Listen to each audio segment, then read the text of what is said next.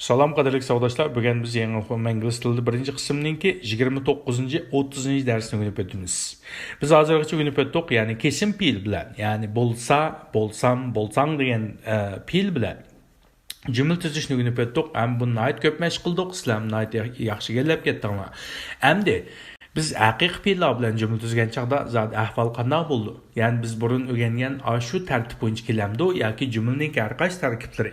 Masalan, ega, xabar to'ldiruvchi, o'rin, vaqt degandek narsalar zot jumlaning qanday yerida keldi?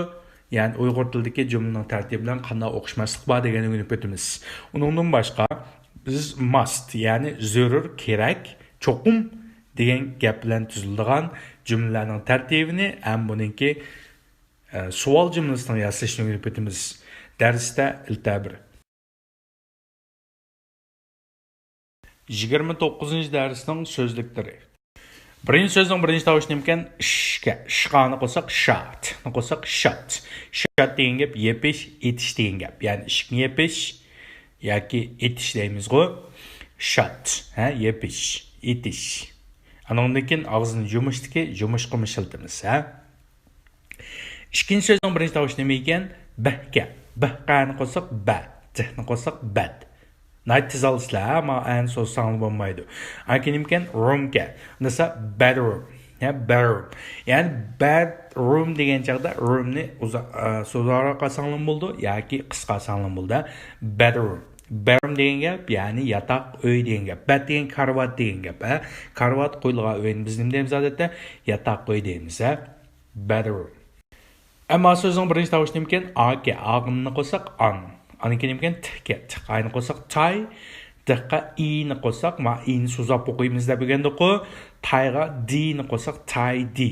Undasa untidy. Endi qarasanglar bu yerdagi urg'u tidy ekan. Undasa anni tuvan oldi ekansizlar. Untidy. T'ni ko'tardi ekansizlar, untidy. Untidy degan qalaymiqan degan gap. Asli tidy degan ratlik degan gap. An odatda yani süpetlerini ta'tirsiz görüydü-da, untidy. Yani qalaymiqan. Mesela unhappy desek, ko'ngil yerim degan gap, happy degan xushal degan gap. Shunga o'xshash ta'tirsiz görüydü-da, on. Keyin so'zning birinchi tavushi ekan, m'gani qo'sak mustni qo'sak must, t'ni qo'sak must. Must degan cho'qim, jazman, zarur degan gap, Ama sözün birinci tavuş nimken o'ken qo'shimcha tavush o'ken, aniki nimken p'ga p'ni qo'sak p'ni qo'sak p'n. Open. Open degan echish degan gap, echish. Har qanday narsani echishga open deymiz, open. Keyingi sözün birinchi tavushi nimken a'ga. A'ga r'ni qo'sak air. Yani air desanglar bo'ldi, xato emas, air. Amerika ingliz tilida bu, tiz elinde air. Air degan asli ma'nosi ism bo'lgan chaqda havo degan ma'nosi bor. Fe'l bo'lgan chaqda havo almashtirish degan ma'nosi bor. Bugungi darsimizdagi ma'nosi fe'llik ma'nosi, ya'ni havo almashtirish degan gap. Ma so'zning birinchi tavushi nima ekan? P'ga. P'ga ni qo'sak p, t'ni qo'sak put. Ammo ni qanalimiz degan to'q Başka tərəfdə azraq qulağı çıxıb qalğan ne deb laltıq. Yəni deməkçi bir erib qalğan çağımızda degəndəki deyə, emas deyə. Ondan sonra p-ni qo'saq p-ni qo'saq put. Put degan gap qo'yish degan gap, qo'yish. Endi ma so'zning birinchi tavushi ekan, keyingi so'zningki birinchi tavushi k-ga, ikkinchi tavushi ekan l-ga. L-ga qo'saq low. Anan keyin tilni tishlagan z-ga deb o'qiymiz-ku, clothes. Yani bir adet z ekan, undan so'ng clothes. Yani yak bo'lsa clothes deb lam keyingi zinna tuvan asan bo'ldi. Clothes. Yani kiyim-kechak degan gap, kiyim-kechak. Endi ma so'zning birinchi tavushi nima ekan? Vahga. Yani eg'iz o'tirg'iz qilib ishkang'ichilgan vahga. Vahga on qo'saq va. Ma on nima dedik? Atma emas, eshak emas, yani o'm emas, am emas, shuni o'tirsak tavush dedik. Nasa va, rni qo'saq were. Anki nima ekan? D bilan re birlashsa j deb o'qiydik. J qavni qo'saq joe. B-ni qo'saq job, wardrobe. Wardrobe degan gap, yani kiyim shkabi degan gap, wardrobe, yani kiyim shkabi. Urg'u 5 ekan, shuni 5ni kuchli qolasizlar. Endi ma so'zning birinchi tavishni nima ekan, keyingi so'zniki dihga. Dihqani qo'saq dustni qo'saq dustni qo'saq dust. Dust degan gap chang to'zanni surtish degan gap. Aytish debni qo'yimiz Zag'irnon tilida. Asli ma'nosi chang to'zan degan ma'nosi bor. Bugungi tekstik ma'nosi fe'llik ma'nosi, ya'ni chang to'zanni surtish degan gap. Aytish, surtish degan ma'nosi bor. Ammo so'zning birinchi tavishi nima ekan? Shga. Ikkinchi tavishi nima ekan? Ya'ni W ekan, W ni eg'iz o'tirg'i qilib ishga qilgan wahda. Wahqa ustiga chekit qo'ygan i'ni so'zlab o'qiydik. Weep. Qo'shsak weep. Sweep, ha? Sweep. Sweep degan gap supurish degan gap, ha? Supurish.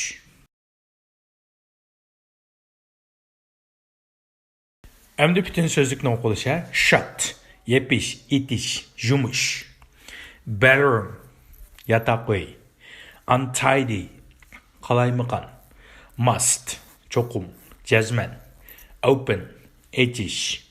Air, hava, hava almashtirish. Put, qo'yish. Clothes, kiyim-kechak. Wardrobe, kiyim shkabi. Dust, chang to'zanni surtish. Chang to'zan. Sweep, supurish. Shut, bedroom. Untidy, must. Open, air.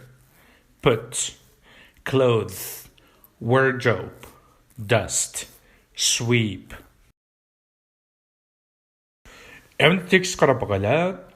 Tekst nima to'g'riliq ekan? Come in ammi degan tekst ekan. Ya'ni come in degan kirish degan gap.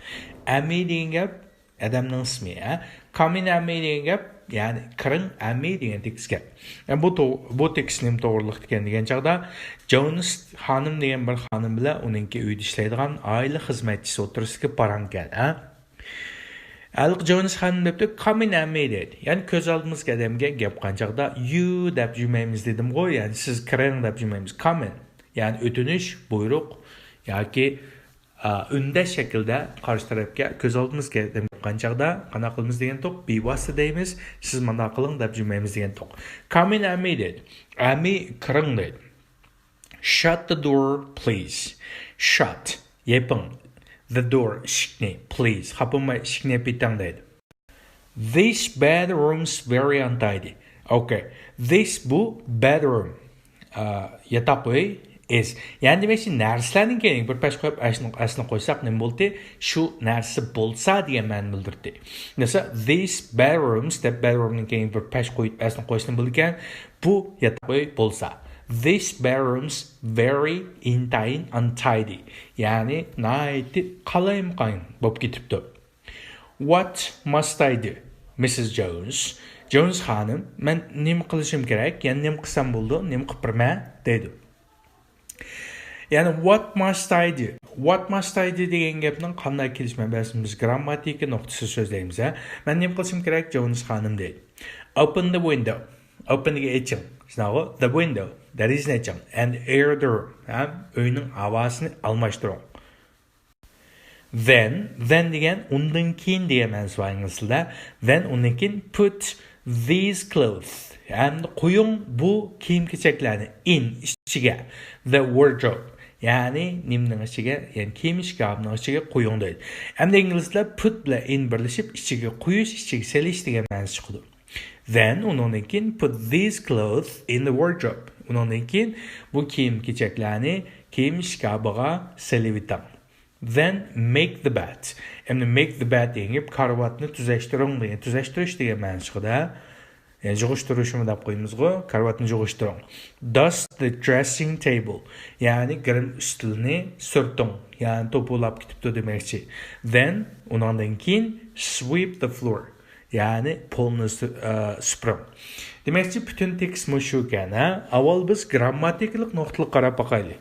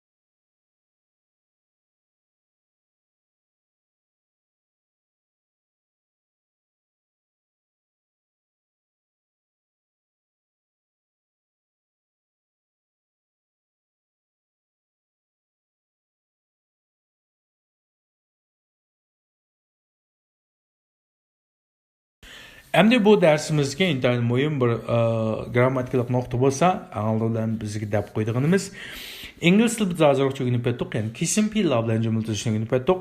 Ya'ni kesim fe'l deganimizda bo'lsam, bo'lsang, bo'lsa degani biz ingliz uyg'ur tilida kesim fe'l deydik. Ingliz tilida be fe'lim deydi. Ya'ni be verb deydi yoki be fe'l deydi. Uyg'ur tilida buni kesim fe'l deymiz.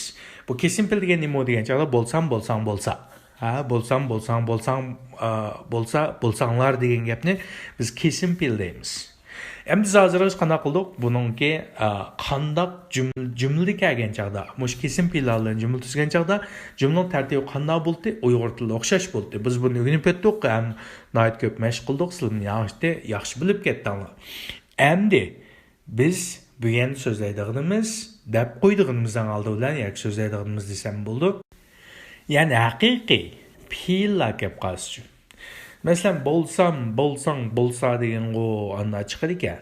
Unda bo'lsa, uxuldim, yotdim, aytdim, mangdim, o'qidim degan gap bo'lib qolib qolsa, men zodi ingliz tilida qandaq shaklda buni ifodalayman. Endi javob nihoyat oddiy. Ya'ni ingliz tilida kesim fe'ldan kelgan jumlaning tartibi Uyg'ur tilidagi jumlaning tartibi bilan o'xshashdi. Lekin haqiqiy fe'l, ya'ni harakatni bildiradigan fe'l ishlatiladigan jumlada bu tartib Uyg'ur tiliniki bilan o'xshamaydi. Masalan, yetish, uxlash, kulish, o'qish degandek gaplar bilan ifodalanadigan jumlaning tartibi Uyg'ur tiliniki bilan o'xshamaydi. Yani bundaq hareketni bildiradigan fe'llar kelib qolgan chaqda ingliz tilida, ya'ni mush fe'llar bilan jumla tuzgan chaqimizda kelib qolgan chaqimizda emas, nihoyat ko'p keldi bu. Mushda hareketni bildiradigan so'zlarni jumla tuzgan chaqimizda qanday keldi degan chaqda ingliz tilining tartibi manda bo'ldi. Cho'ng jihatini olib aytgan chaqda, buning ushaq nalarni oldirmay o'rganamiz. Avval igi keldi. Igi degan nima? Igi degan hareketni qilguvchi. Hareketni kim qilgan bo'lsa shu igi olsin, kim qilgan bo'lsa shu igi olsin deymiz-ku. Hareketni kim ep bo'lgan bo'lsa shuni biz Uyg'ur tilida ega deymiz. Endi keynidan xabar keldi ingliz tilida. Diqqat qilinglar, keynidan xabar keldi. Ya'ni fe'l keldi. Hareketni bildiradigan fe'l keldi. Hareketni bildiradigan fe'l keldi. Ya'ni hareketni bildiradigan fe'l deganimiz nima bo'ldi? Uxuldim, yotdim, kuldim degandek yoki suv ichdim degandek mush harakatni bildiradigan fe'l keldi. Anondan keyin to'ldirg'ich keldi. To'ldirg'ich degan nima degan o'tgan bir qisqalam deb o'tib ketdim. To'ldirg'ich deganimiz Uyg'ur tilidagi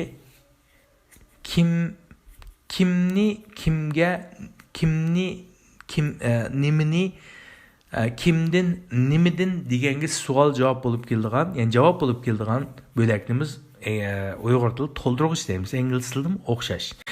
Ya'ni harakatni bildiradigan xabar kelgandan keyin nima kelgan? To'ldirg'ich kelgan. Anandan keyin o'rin keldi. Zat bu harakatni nada qildi degan gap keldi. Eng aqsida qachon qildi bu harakatni degan gap keldi. Shuning bilan mukammal bir jumla chiqdi ingliz tilida. Endi Uyg'ur tilida-chi? Uyg'ur tilida ega to'ldirg'uchi, anonki vaqt, anonki o'rin, anaqisda xabar keladi. Masalan, manalda baqala, beshanlar aylanib ketmasin. Men uni tungi maktabda ko'rgan deymiz. Kim ko'rdi? Men ko'rdim. Kimni ko'rdim? Uni ko'rdim. Qachon ko'rdim? Tunigun ko'rdim. Nerede ko'rdim? Maktabda ko'rdim. Nima ish qildim? Ko'rdim. Shunaqa. Ya'ni bizning Uyg'ur tilida Uyg'ur tilida fe'l deganimiz, ya'ni xabar jumlaning eng aqsi keldi. Bu endi nim bo'lib bunda farq chiqib qoldi o'xshagan tillar degan chog'da balkim shu millatninki shu uzoq zaman jarayonidagi psixologiyasi bilan bog'liq bo'lishi mumkin deb qarayman o'zimcha. Shunday yoki emasdir. Ya'ni inglizlar burundan boshlab yoki xil uzundan boshlab nayti nima qilib kelgan degancha oldirashlik tushib o'tgan. Shunlashqa O'zbekiston kil xabarini deydi qaranglar. Biz bo'lsak igisidan keyin jarayonni deb eng oxirida xabarni haqi bildiramiz. Endi inglizlarda unda nim bo'lmasligi mumkin. Ya unda əlaqə bir adamda bulduğu bəzi vaxtlarda bəzi narsalarga qana qılmız, yəni səbr qılmız. İngilislərdə anda səbr olmaslıq mümkün. Həm səbr olmaslıq mümkün deganimizin yəni bir mənası bularning vaxt intam qıs bo'lish mümkün. Bir adam jaryan söylab anaqs xabarini desa, yəni aldıran bo'lishi mümkün desək bo'ladi. Hem nima shu o'g'inni avval bilgisi keldigan. Shunlashqa ingliz tilining tartibi Uyg'ur tilining bilan butunlay farq qiladi. Oddiy bir gapni qilsam, oddiy bir jumla desak, men uni tuningan maktabda ko'rgan. Okay. Men bu gapni deb qo'yish, men uni tuningan maktabda ko'rgan. Degan gapning anaqis ko'rgan degan gap chiqdi. Bizning anglashib deb bermoqchi o'g'inimiz nima qarish tarafga? Mening uni ko'rganligim. Nerede ko'rganligim, qachon ko'rganligim amaliyotda bak muhim bo'lmasligi mumkin. Inglizlar ham shuna deb qaraydi. Shunlashqa buni jumla anaqisi qo'ydi. Şoňa inglizlar qanday deydi bu jumlani degan chaqda, men uni maktabda tunugun maktabda ko'rgan degan jumlani men ko'rgan uni. Maktabda tunugun deb ifodalaydi. Ya'ni bu yerga jarayon qanday? Intayin bu yerga jarayon inglizlar uchun muhim bo'lmasligi ham buning natijasi eng muhim bo'lishi mumkin. Lekin biz uchun jarayon balki hozirga tushunib bo'lishi mumkin. Jarayon muhim bo'lib qolgan. Şoň bizning tilimiz nima? Yani jarayonni asas o'rin qo'yib oldi deydi. İnglizlar natijani oldi qo'ydi, ya'ni natijani asosli o'rin qo'yib, ya'ni iginin keyindan natijasini deydi. Masalan, men uni tunugun maktabda ko'rgan. Bu gapni deb bo'g'icha anaqisiga ko'rgan degan gap chiqsa, biz saqlab turishimiz kerak. Lekin inglizlar qanday deydi? Men ko'rgan uni maktabda tunugun deydi. Yani demakchi qachon ko'rganini teximidan bak muhim emas degan gap anaqis qo'ydi. Mening tushunishim shu. Sizlarmi buni eson tutgan chaqda mushu psixikadan yoki mushu tushuntirishdan o'z insondan ishtik tuta olasiz. Masalan, inglizlar natijani yuqori qo'ydi. Shunga egidan keyin xabar keldi. Ya'ni nemish qilg'ini keldi. Undan keyin nimani ya kimni ya qanday ishni qilg'ini keldi. Undan keyin nada qilg'ini keldi. Anaqisda qachon qilg'ini keldi. Endi Uyg'ur tilida bizningki avval kim qilg'ini keldi, andan keyin cho'ng jihatdan olgan chaqda, buning yana nurg'un jumlaning nurg'un boshqa bo'laklari bor. Cho'ng jihatdan olgan chaqda. Ang oldidan kimning qilg'ini keldi, andan keyin nimani yoki qanday ishni qilg'ini keldi, andan keyin qachon qilg'ini keldi, andan keyin nada qilg'ini keldi, anaqisi nim qilg'ini keldi.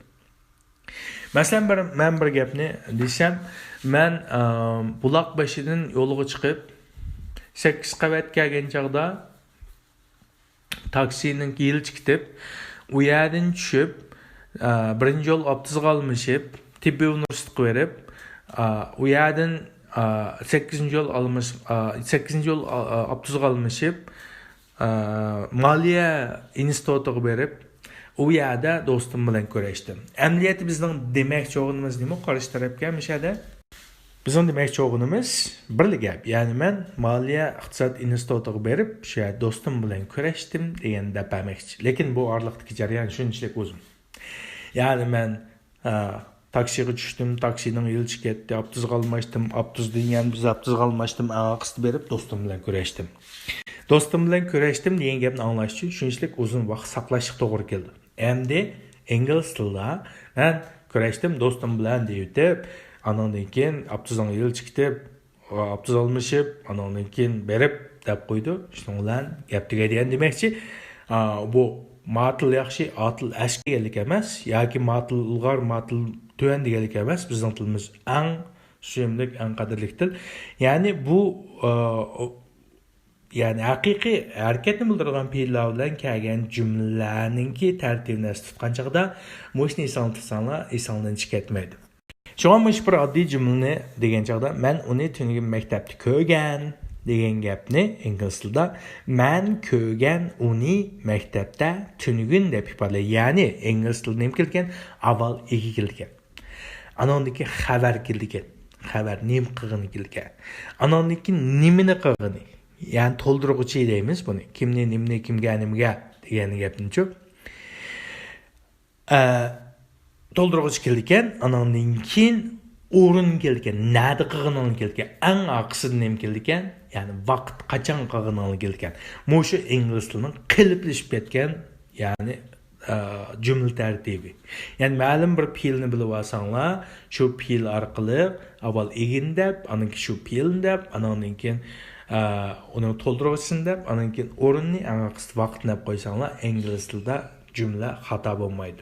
Bu ingliz tilidagi, ya'ni harakatni bildiradigan fe'llar bilan cümle tuzishninki qoidasi. Yani mush qilib bo'yicha ma'noda bir ömür, yani en yukarı cümle tertibigacha muşundaq ma'noda. Yani bir hareketni bildirgan cümle bilan cümle tuzgan chog'imizda avval kimning qilganda ekanmiz, anki nim qilganda ekanmiz, anaki nimini qilganda ekanmiz, andan keyin nada qilganni o'rinni deyotganmiz, eng aqsa vaqtda deyotganmiz. Ma'lum Məndən bəzi vaqt ən oldiga keldi, yoki ən aqsa keldi. Müştal bilib olsangiz bu hozircha vaqt ingliz tilidagi haqiqiy fe'llar bilan jumla tuzilgan jumlalarda yoki eng oldiga keldi ekan, yoki eng beshiga keldi ekan. Eng beshiga kelgan chaqda yoziq tilida bir pesh qo'yitimiz, shu bo'yicha ma'noda, ha. Shuning bilan bugun tunji qatimliq sizlarniki haqiqiy fe'l bilan jumla tuzishning tartibi mushunga oxirlashdi.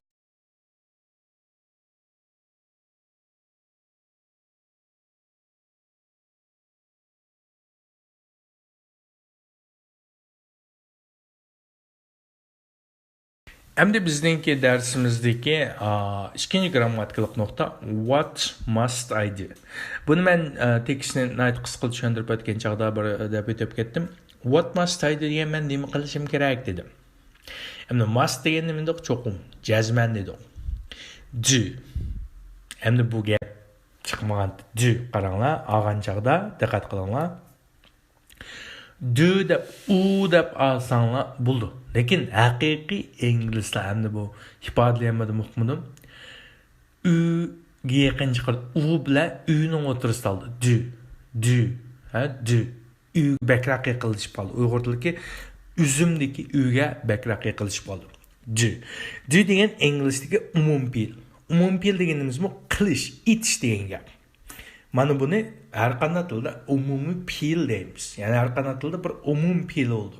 Masalan, Uyg'ur tilida deymiz, telefon qilish, tomoq etish deymiz. Etish, qilish, ma'lum bir ishni qilish deymiz. Ya'ni qilish, etish degan ma'no chiqadi.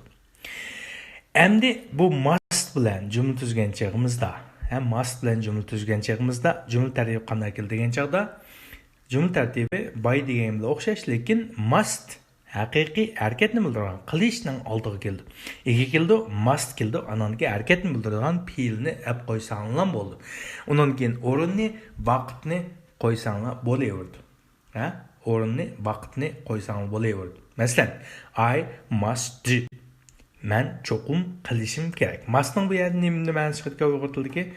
Cho'qim kerak degan ma'no chiqadi. Cho'qim menda qilishim kerak degan ma'no chiqadi. I must do. Men cho'qim qilishim kerak. Endi ingliz tilida must bilan yoki should cho'qim degan ma'no chiqadi. Buni keyin so'zlaymiz. Can qila olayman, aytalayman degan gap, could qila olaydim, aytalaydim degan gap. Bular kelgan chaqda jumla tartibi qanday keldi degan chaqda ega keldi. Must, should, can, could keldi. Andan keyin haqiqiy harakatni ifodalaydigan fe'l keldi yoki kesim fe'l keldi. Lekin kesim fe'l faqat be keldi. Buni keyin so'zlaymiz. Anki o'rin vaqt keldi. Masalan, I must do. Men cho'qim qilishim kerak. Endi buni savol jumlasi shu. Savol jumlasi faqat mustni oldiga chiqarib olsanglar, savolga aylandi. Must I do? Men cho'qim qilishim kerakmi? degan gap. Endi bu ingliz tilidagi, ya'ni must bilan kelgan jumladagi oddiy so'roq jumla. Oddiy so'roq jumlaning oldiga men sizlarga deb kelyapman, sizlar yaxshi bilasizlar, alohida so'roq so'zlarni qo'yishga bo'ladi. Masalan, must I do degan nima bo'ldi? Men cho'qim qilishim kerakmi? Unda bo'lsa, buning oldiga alohida so'roq so'zdan biz o'rganib o'tgan what nima deganini qo'yib boqaylik. What must I do? Endi diqqat qilinglar. Alohida so'roq so'zlari jumla ichiga kelgan chaqda, ya'ni demak so'roq jumla kelgan chaqda butkul jumla alohida so'roq so'zga beqinib tarjima qilindi. Ya'ni I must I do? Men çokum qilishim kerakmi degan jumla tushunadi. What must I do? Men çokum nima qilishim kerak degan gap. Ya'ni must'ni oldiga chiqarib olsak nima bo'lgan bu? Savol jumlaga aylandi ekan, oddiy so'roq jumlaga. Undan keyin buning oldiga alayda so'roq so'zlarini qo'ysak bo'lar ekan, qoidaga o'xshash, ya'ni alayda so'roq so'zlari jumladagi ma'lum bir bo'lakka taqishib qolmasalam bo'ladi. Taqishib qolmasalam bo'ladi. What must I do? Men nima qilishim kerak? Shuning bilan must bilan keladigan jumlaning tartibi mushundoq bo'ldi. Must'ni oldiga chiqarib olsak ham savolga aylandi ekan, uning oldiga nimani qo'ya olar ekanmiz? Alayda so'roq so'zlarini qo'ya olar ekanmiz. Masalan, you must, she must come. Endi diqqat qilinglar, ya'ni fe'l bu yerda cho'qim asli qanday yozilgan bo'lsa, shundoq yozilishi yoki deyilish kerak. She u qiz must cho'qim come kelishi kerak. She must come. O cho'qim kelmasa bo'lmaydi deymiz-ku. Cho'qim kelmasa bo'lmaydi. Ya'ni must degan cho'qim kelish kerak degan nima bilan o'xshaydi? Uyg'urtdagi mundaq qilmasa bo'lmaydi. Shunaqa, she must come. O cho'qim kelmasa bo'lmaydi yoki o cho'qim kelish kerak. Must she come? O cho'qim kelish kerakmi? Ha? Kelmasa bo'lmamda deymiz-ku. Shuni nima deymiz? Must she come? O qiz cho'qim kelish kerakmi? Kelmasa bo'lmamda. Hem bunun aldığı alayı so'roq so'zlarini qo'yish bo'ldi. Masalan, nima uchun? Nima ishga cho'qim kelmasa bo'lmaydi deymiz-ku? Why? Nima uchun? Why must she come? Why must she come? U nima uchun bu yerga kelish kerak? Ya'ni nima uchun kelmasa bo'lmaydi yoki o'xshash bir gap o'rtatilishini-ku. Why must she come?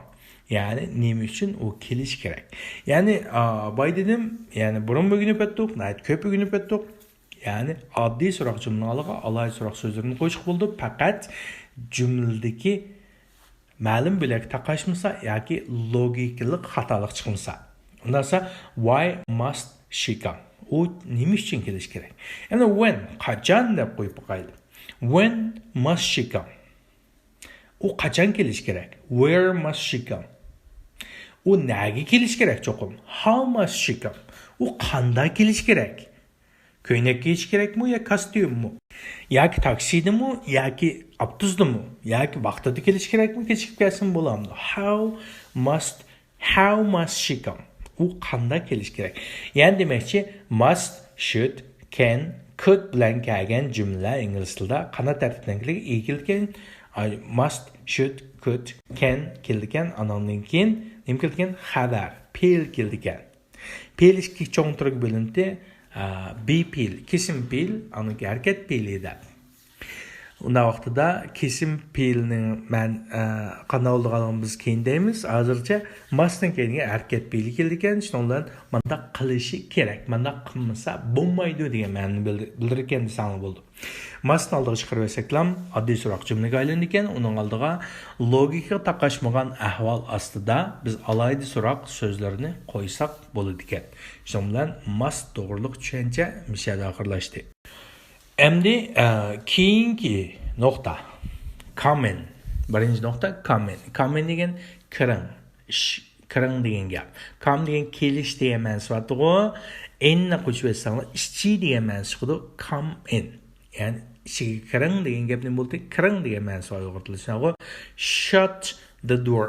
Qaranglar, ya'ni bizning jumla tartibi chiqadi. Shut. Iting. The door. Nimani? Eshikni. Ya'ni ingliz tilida qanday tartib bilan keldi? Xabar keldi, xabarning keyin kimni, nimni, kimga degan gap keldi. Ya'ni to'ldiruvchi keldi demakchi. Shut the door. Eshikni yoping. Open the window and air the room. Ya'ni open the window. Ya'ni derazni oching hamda air the room. Ya'ni uyning havosini almashtiring. Put these clothes in the wardrobe.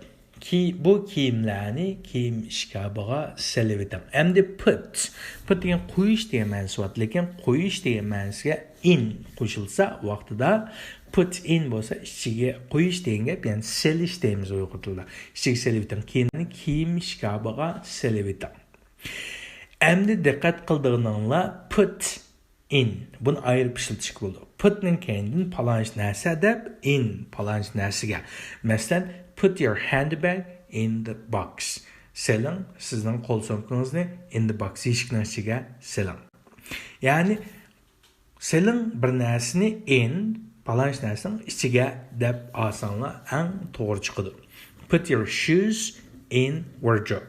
Masalan, shoes deganini aytib oyoq. Oyog'ingizni nega seling deydi? Kiyim shkabiga solib eting. Put these clothes in the wardrobe. Ki bu kiyimlarni kiyim shkabiga solib eting. Endi put degan qo'yish degan ma'nosi bor, lekin qo'yish degan ma'nosiga in qo'shilsa vaqtida put in bo'lsa ichiga qo'yish degan gap, ya'ni selish deymiz uyg'ur tilida. Ichiga solib eting. Kiyimlarni kiyim shkabiga solib eting. Endi diqqat qildiğinizda put in. Bunu ayırıp işletiş bo'ldi. Put'ning kendin palanch narsa deb in palanch narsaga. Masalan, put your handbag in the box. Seling sizning qo'l sumkangizni in the box eshikning ichiga seling. Ya'ni seling bir narsani in palanch narsaning ichiga deb olsanglar eng to'g'ri chiqadi. Put your shoes in wardrobe. Masalan, shoes deganini aytib oyoq. Oyog'ingizni nega seling deydi? Kiyim shkabiga solib eting. Put apples almalarni qo'ying ichiga in the refrigerator. Ya'ni to'nglatqining ichiga qo'ying. Ya'ni put apples in the refrigerator. Almalarni to'nglatqining ichiga qo'ying. Qo'ying degan uyg'ur tilida deymiz, qo'ying demaymiz, seling deymiz. Almalarni to'nglatqiga solib qo'ying deymiz-ku. Put apples in the refrigerator. Ya'ni almalarni to'nglatqiga solib qo'ying. Andan keyin bir so'z chiqdi, then. Then degan uyg'ur tilida andin keyin degan ma'no chiqadi. Okay, andin keyin. Masalan, then make the bed. Undan keyin nima? Karvatni yig'ishtiring, karvatni ratlang deydi. Shundan bizningki bugunlik darsimizdagi, ya'ni ingliz bugunlik 29-darsdagi grammatikalik nuqtalar shu. Bu intayin muhim nuqtalar, cho'qim qayta anlanglar, tushunmasanglar mendan so'ranglar. Buni biz mashq darsda, ya'ni ko'plab mashq qilamiz, shu orqali tushunib olasizlar. Agar qat'iy tushunmagan holatda mendan so'rasanglar bo'ladi. Endi tekstning tarjimasiga qarab boqaylik. Mrs. Jones, bu tekstning coming ame degan tekstgan. Kiring ame degan shunaqo. Mrs. Jones nimada Jones xonim coming ame dedi. Kiring ame degan gap. Ko'z oldimizga odamga buyruq o'tinish talaffuz so'zlagan chog'da biz nima deymiz? Ya'ni udli sig'lam you-ni qo'shmay bevosita fe'lni desanglar ham bo'ladi. Coming ame, kiring ame degan gap. Ama bu yer kiring datamda, kira datamda biz bunu o'qimaymiz. Chunki uyg'ur tilida buni bak araymiz. Kira, kiring, kirsizlar, kirsingiz deymiz. Endi ingliz tilida birlam gap, ya'ni udli sig'lam deydi. Boshqa coming ame, kiring ame. Shut the door, please. Shut eting the door. Nimani? Eshikni. Shut the door, please. Eshikni yopib eting. Please degan gap hurmat so'zi dedi-ku, takalluf so'zi. Eshikni yopib eting. This bedroom is bu yataq uy bo'lsa very untidy. Bu yataq uy baqqalayam bo'lib ketibdi. Dedi ayol. Ya'ni uyning egisi. Aminim deydigankin what must I do? Mrs. Jones, what must I do? Lan qanday gap qolganini men grammatik nuqta so'zladim. Men nima qilsam bo'ldi? Jones xonim dedi oila xizmatchisi. Open the window. There is nature. And air the room. And degan o'yni petqo. And qanaqa qiling air the room. There is nature havoni almashtiring. Then undan keyin put these clothes in the wardrobe. Put these clothes. Qaranglar, aniki qo'ying bu kiyimlarni.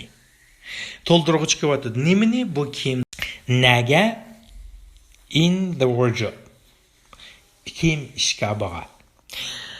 Ya'ni ingliz tilining tartibi davomli o'xshashgan, avval pil kelgan. Put, qo'ying. Nimani?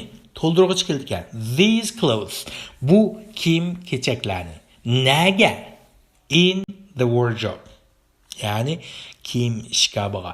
Agar bu yerda bir vaqt kelsa, bu o'rinning maqsadi keldi demakchi.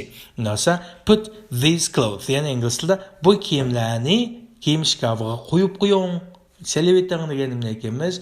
Put, qo'yib qo'ying ekemiz. Nagisi qo'yib qo'ydi ekan? Nimani qo'yib qo'ydi ekan oldi bilan? These clothes. Nagi qo'yib qo'ydi ekan? In the wardrobe. Yani kiyim shkafi selevitang. Yani demakchi, bu ingliz tilidagi haqiqiy bilan kelgan jumlaning tartibi bilan o'pmoqshaydi. Yani pel kelgan, to'ldirg'ich kelgan, anondan keyin o'rin kelgan.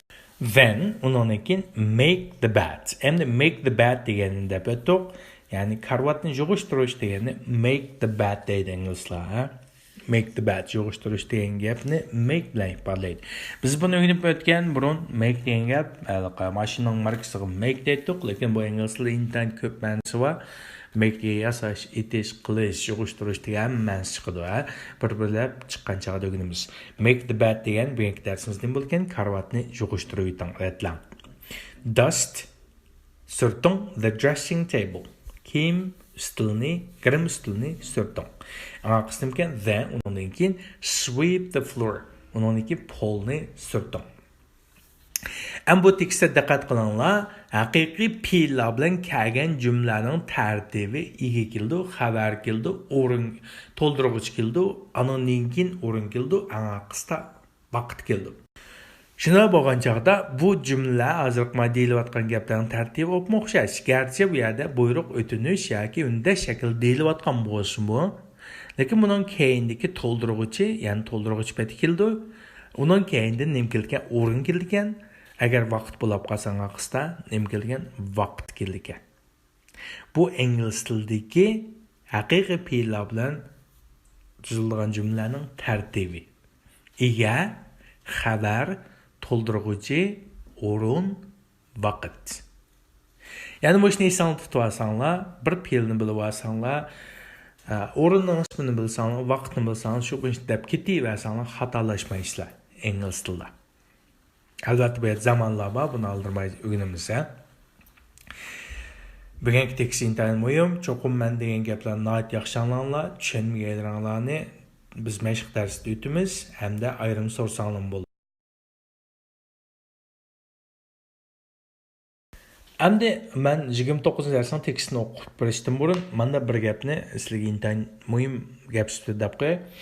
Ya'ni ingliz tilida so'ziq tovushlan boshlangan so'zlar, oldidagi so'zlar qo'shib bilan bir so'z sifatida o'qilaversa bo'ladi. Masalan, come in deb jumaysizlar, come in. Çünkü come'ga in biroqli qo'shib xuddi bir so'zdek talaffuz qilib bo'ladi. Ya'ni har qanday so'ziq tovush bilan boshlangan so'zlarni oldidagi so'zga qo'shib xuddi bir so'zdek talaffuz qilaversanglar bo'ladi. Bu intayin muhim narsa, biz aldirmay yana qayta mashq qilamiz. Garchi qayta mashq qilsaqmi bir-birlab degashtiray. Ya'ni so'ziq tovushdan boshlangan ingliz tilidagi so'zlarni oldidagi so'zlarni qo'shib bir so'zdek talaffuz qilib chiq bo'ldi. Shunlashqim yerda come in deb jumlasanglar bo'ldi. Come in. Teksting ostida qo'lishi. Come in, Amy. Shut the door, please. These bedrooms very untidy. What must I do? Mrs. Jones. Open the window and air the room. Then put these clothes in the wardrobe. Then make the bed. Dust the dressing table. Then sweep the floor. Cümlenin tekstinki normal o'qilishi. Come in, Amy. Shut the door, please. These bedrooms very untidy. What must I do, Mrs. Jones? Open the window and air the room. Then put these clothes in the wardrobe. Then make the bed. Dust the dressing table. Then sweep the floor. And the tekstin tiz o'qilishi. Come in, Amy. Shut the door, please. These bedrooms very untidy. What must I do, Mr. Jones? Open the window and air the room. Then put these clothes in the wardrobe. Then make the bed. Dust the dressing table. Then sweep the floor. Endi 30-dars. Avval so'zlikka qarab boqaylik. 30-darsning so'zliklari. Birinchi so'zning birinchi tovushi nima ekan? Agar. Ag'imni qo'sak am, ni qo'sak amp, tqini qo'sak ti. empty. Biz buni o'rganib o'tgan quruq bo'sh beka deb o'rgangandik-ku. Endi buni fe'llik ma'nosi bor. Ya'ni fe'l bo'lgan chaqda bekalash, quruqdash, bekalash, quruq degan ma'nosi chiqdi. Quruqdash, bekalash. Ma'lum bir narsa to'kib o'tish yoki ichini bekalashni biz nima deymiz? Empty. Ha, quruqdash, bekalash degan gap. Mana so'zning birinchi tavsiyam ekan rga. Rga i'ni qo'shsak read. Mana so'zimizda dedi-ku read. Ni qo'shsak read. Read degan gap o'qish degan gap, ha, o'qish. Keyingi so'zning birinchi tavsiyam ekan shga. Shqarni qo'shsak sharni qo'shsak shar. Pqni qo'shsak pin. Sharpen. Sharp degan o'rgangan o'tkir deb o'rgangan. Buning fe'llik ma'nosi nima ekan? Fe'lni qanday deymiz? Sharpen deymiz. Buniki Uyg'ur tilidagi ma'nosi birinchisi ushlash. Masalan, qora qalamni, yana bir narsani ushlash, sharpen yoki o'tkirlashtirish. Ikkinchi ma'nosi bilash. Masalan, pichoqni bilash. O'tkirlashidi-ku, sharpen deymiz, ha, shuni. Mana so'zning birinchi tavsiyam ekan pga. Pqni qo'shsak p, tni qo'shsak put. Akin ekan aka, ag'ni qo'shsak on. Put on. Diqqat qilinglar, men tekstni tushundirgan chog'da dedim. Ya'ni so'zliq tovush bilan boshlangan so'zlar oldidagi so'zlarni qo'shilib xuddi bir so'zdek talaffuz qilinsa bo'ladi. Undasa on degan qarsanglar a bilan boshlanib turishadi. Unda bu so'zliq tovush ekan put bilan bevosita qo'shib talaffuz qilib bo'lishunga putan, ha, putan. Putan, ha, putan. Putan degan gap kiyish degan gap. Ammo so'zning birinchi tavsiyam ekan chiqqan. Chiqqan qo'shib t qo'shsak take, ha, take. Akin ekan mana atmamas eshakmas hech ekan oga, og'a fni qo'shsak off, take off, ha, take off.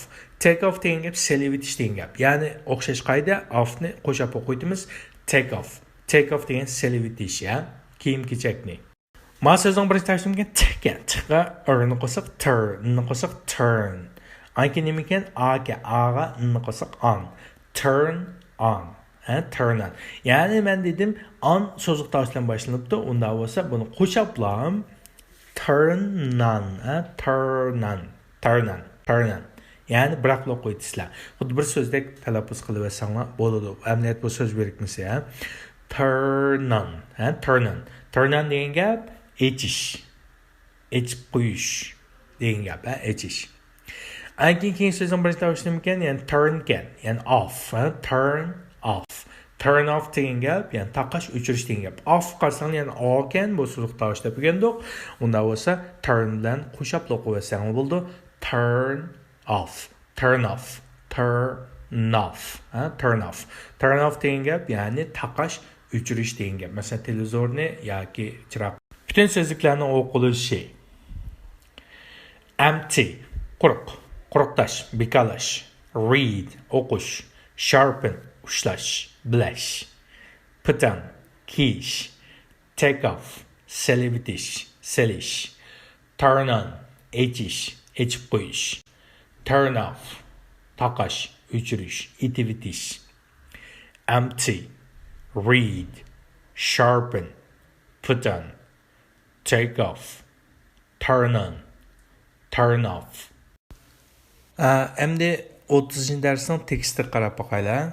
30-darsning teksti biz o'rganib o'tgan open, shut your, ya'ni eching, eting sizning bir narsangizni, put on, take off, kiying yoki seling bir narsangizni, turn on, turn off the, ya'ni o'chiring yoki yiqing palanish narsani, sweep the, supuring palanish narsani, clean the, ya'ni tozlang palanish narsani, dust the, surtung palanish narsani, empty the, ya'ni bekalang, ya'ni shirkin to'kuytung palanish narsaniki, anandan keyin read this, o'qing buni, bu palanish narsani, sharpen these, ya'ni ushlang yoki bilang palanish narsani degan mushtekisga buni yezib o'tmayman, faqat bir qatim o'qib birma, ko'plab mashq qilsanglar bo'ldi. Birinchi qo'rdikilar. Open your window, derazingizni oching. Open your handbag, sumkangizni oching. Open your table, ya'ni ustalni oching, ustalni tortmasini. Open your case, chamdoningizni oching. Open your book, kitobingizni oching. Shut your, yeping. Shut your window, ya'ni derazingizni yeping.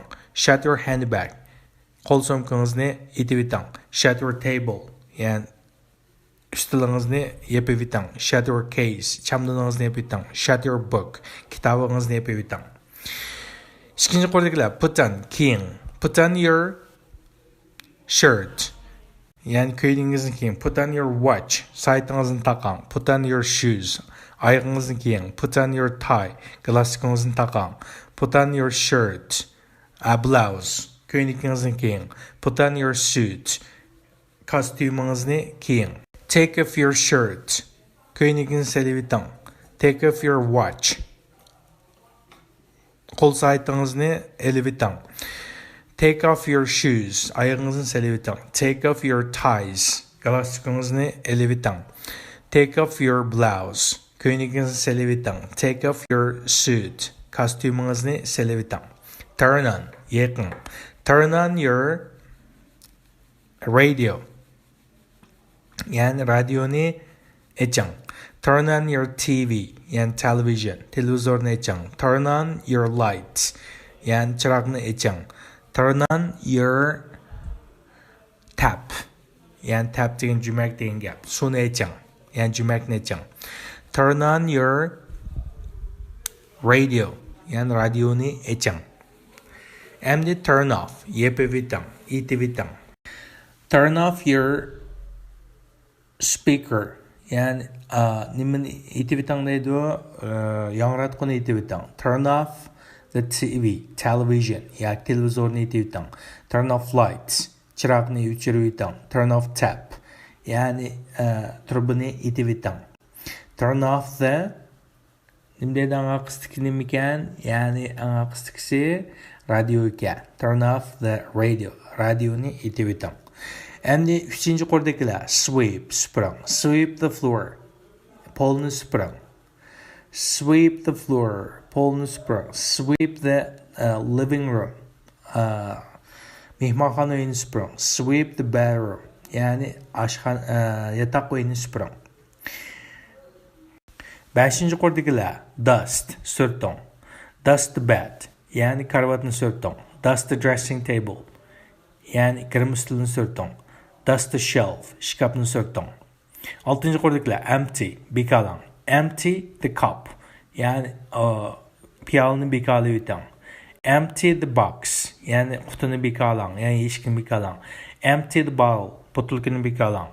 Empty the case. Yani chamadonni yoki qutini bekalang. 7-chi qo'ldagilar read this. Buni o'qing. Read this book. Bu kitobni o'qing. Read this journal. Bu jurnalni o'qing yoki magazine jurnalni o'qing. Read this newspaper. Bu gazetni o'qing. Sharpen the pencil. Yani nima qora qalamni ushlang. Sharpen these knives. Yani bu pichoqlarni bilang deydi. Open your window. Open your handbag. Open your desk. Open your case. Open your book. Shut your window. Shut your handbag. Shut your desk. Shut your case. Shut your book. Put on your shirt. Put on your watch. Put on your shoes. Put on your ties. Put on your blouse. Put on your suit. Take off your shirt. Take off your watch. Take off your shoes. Take off your tie. Take off your blouse. Take off your suits. Turn on the speaker. Turn on the stereo. Turn on the television. Turn on the light. Turn on the tap. Turn on the radio. Turn off the stereo. Turn off the TV. Turn off the lights. Turn off the tap. Turn off the wire. Turn off the wire. Turn off the radio. Clean the car. Clean the window. Clean the refrigerator. Clean the cooker. Yani mashinangizni tozalang, derazangizni tozalang, to'nglatqini tozalang, o'choqni tozalang. Dust, yani surting. Dust the bed. Dust the dressing table. Dust the shelf. Empty, bekalash. Empty the cup. Empty the box. Empty the bowl. Empty the case. Read this. Buni o'qing. Read this book. Read this magazine. Read this newspaper. Sharpen these, ushlang, bilang. Sharpen these pencils. Sharpen these knives. Qadarlik savdolashlash to'g'ri bilan bizningki 29-30 darsimiz tugadi. Çarşamba kunlik mashq darsimizda biz 29-30 darsning mashqini tangli olib boramiz. Shunlashqa sal qiylansanmi, ya'ni ko'proq vaqtingizni chiqarib bu ishga darsni yaxshi ko'ranglar. Bu ishga dars intayin muhim. Kelar soatlik darsdan boshlab biz ingliz tilidagi zamonlarga chiqib ketamiz. Shunlashqa vaqtni ching tutib takror qilishga tegishli yerlarni vaqtida takror qilinglar. Şunun bilan bizningki bugunlik 29-30 darsimiz mushayat oxirlashdi. Bizning kursimizningki haqi 45 euro intayin azan deyishga bo'ladi. Agar qatnashishni xohlaydiganlar bo'lsa, men bilan aloqalashsanglar bo'ldi, ha?